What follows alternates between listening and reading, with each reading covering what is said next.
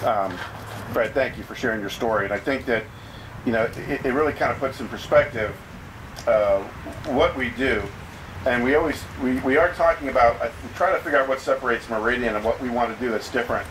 And I think some of the things that we're talking about there, I think kind of describes that.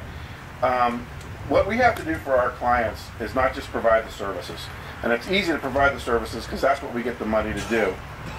But the things that are really important is that we continue to educate the community about the issues that our clients face, and that we become advocates for our clients, because our advocates, they don't have a voice a lot of times. And advocacy and education is not one of those things that, you know, the boards are gonna pay. They just can't afford to pay for those kind of things. But we feel like the integrity of our agency is that we have to do those things because that's what's going to separate us. And I know that one of the things that we talked about and Fred hit on is our new family program.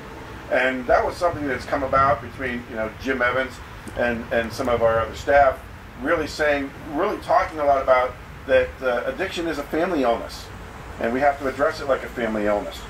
And we have to recognize that families are sick and their families need help too. And so we started this family program. And I remember when they first sat and talked with me about we need to start this family program, we talked about, okay, well, who's going to pay for it and how are we going to pay for it? And then we kind of said, no one's really going to pay for it. And I said, okay, let's do it anyway. And I think that's what we think sets us apart.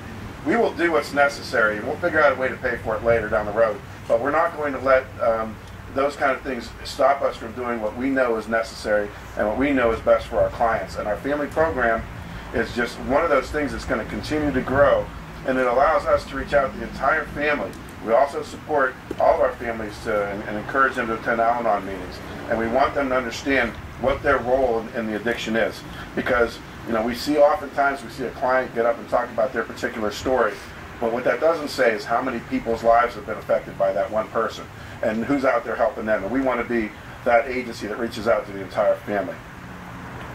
So with that, I guess just want to finalize by saying that Meridian Community Care is dedicated to saving lives and serving communities.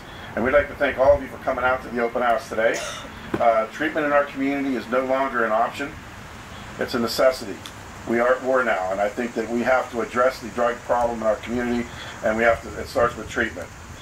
We really do believe that one day we can stem the tide of drug addiction in our community, and we're going to keep fighting until we can do that.